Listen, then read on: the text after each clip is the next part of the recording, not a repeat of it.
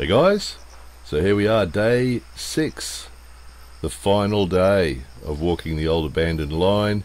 Those of you who've seen the other 5 videos will know that we started at the end of this old line, which is right up in the mountains in a little old town, and we're following the line back down to the city that it originates in. And this is the last station before we get back into the city. You guys who haven't seen those first 5 videos, there'll be links to them underneath this video in the comment section.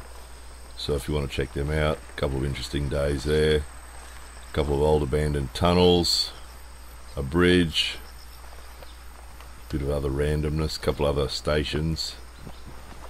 And you start at day 1 and come forward, you get the whole picture. So some of you would have heard on the previous video we mentioned the line's about 100 years old, and they stopped running trains on it about 13 or 14 years ago. So you can imagine the little towns that it went through probably didn't provide enough customers to justify the massive expense that must have been required to maintain the line.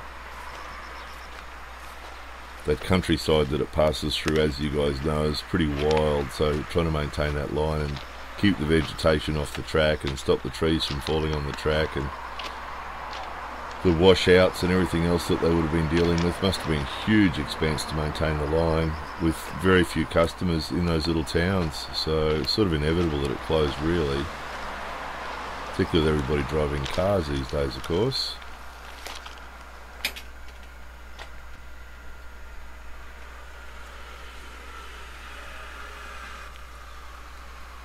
So we've noticed all the track's still there and all the sleepers are still there. The only place that they've removed them is where they cross a road like this.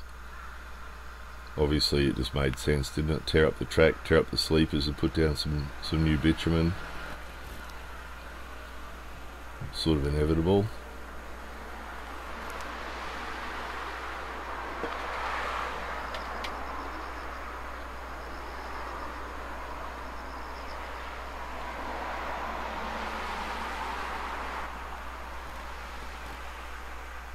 So fairly heavy vegetation again. Some of these places are just totally inaccessible. We just couldn't get anywhere near the track. So, of course, as with the previous days, we've been keeping a close eye out for snakes because, as some of you already know, there's a few deadly snakes in Japan, and we've passed signs warning us that there's deadly snakes in this undergrowth, so we know they're about. So as the old guy turned around here from filming that area there and turned around and started to head down the track, right here,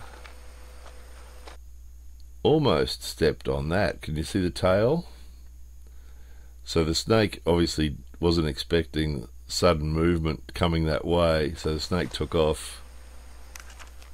They're like, hey, there he is. So sorry guys, this isn't going to be in focus because we weren't watching the snake through the lens of the camera. We're watching the snake with our beady eyes so as not to lose sight of it,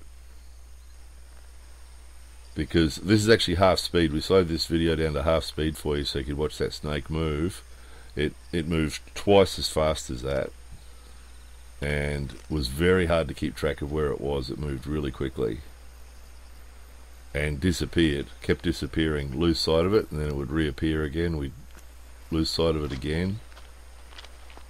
So under the rocks and under the rail and under the sleepers probably. But it was a bit unnerving because it was like, where'd it go, where'd it go? Not really knowing which direction was safe to walk in now, because where'd it go? Has it come under the sleeper and come up the other side? Where is it? There it is, it reappeared over there. So no idea what it was. It was all too quick, and we're not that familiar with the snakes to know. But it doesn't really matter, does it? You don't want to step on a snake, do you? Whether it happens to be one of the deadly ones or not. Who wants to step on a snake and get bitten on the leg? So pretty amazing, really. Those of you who've seen the other 5 videos, some of the wild terrain that we walk through on this train line. And obviously in summer those stones are hot, the metal's hot, very attractive to a cold-blooded thing like a snake to come and lie on the stones and lie on the metal. So we knew it was inevitable that we encountered one. So some people complained about the wobbly camera a few times. One of the reasons for that was that while we're holding the camera up so you guys can look at the view, we're still looking at the ground because we don't want to stand on snakes. So that did make it hard to film, particularly while walking.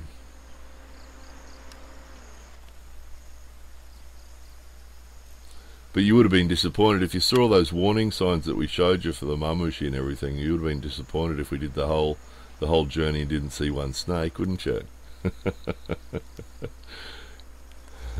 So we're happy we managed to show you one without actually involving getting killed or losing a limb or suffering some pain. This is interesting. Look at this. They actually planted a hedge. Look at this. They've planted a hedge right across across the line. Isn't that amazing? So lay a little bit of bitumen across. It's a path. It's a walking path, that bitumen. And somebody, probably the old guy next door, has planted that hedge and maintained that hedge. Isn't that amazing? Right across the line. Now we're getting really close here, guys. We're obviously in the city now.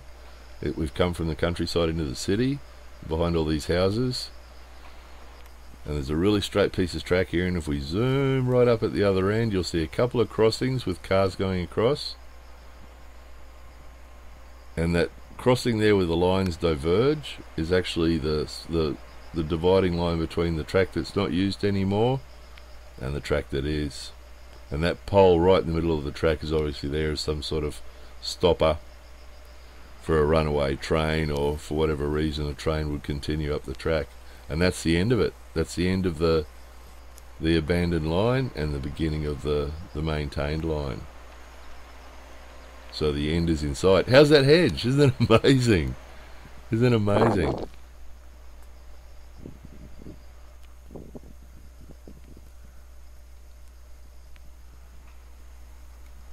The end is in sight. See, those poles are actually concrete too. All those other poles that we saw for the rest of the track were all wood, weren't they? They're all timber. They've been cut off. And here we are. We're actually standing on the level crossing that divides between the abandoned line and the line that's been used. That's the actual end of the line there. A pole and a piece of gravel showing them where it stops. It doesn't look like it's been used. The trains that were coming and going while we're there, none of them came as far as this. It's probably just so they can use that little bit of extra track if they need to. But with the trains coming and going, this crossing itself, the boom gates didn't come down at all while we were there. So the trains probably don't have any reason to come right up here, unless they're changing track or something.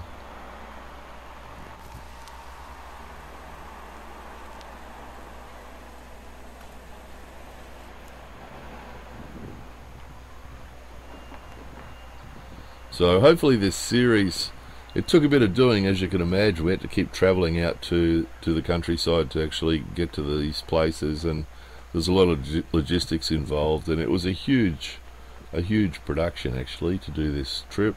It was a lot of fun. It was really interesting.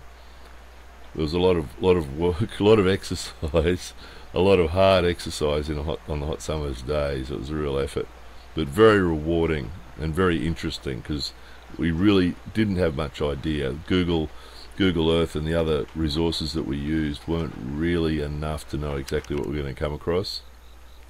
So it was really quite an adventure.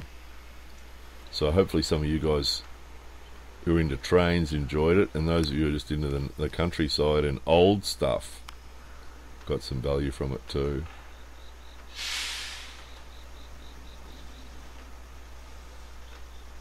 It's a world away from where we started, isn't it? That little old train station at the end of the line up there in the mountains, down to this down here in the city. Worlds apart. Anyway, that's the end of it. That was it. That was the journey. Hope you guys enjoyed it. More videos coming soon.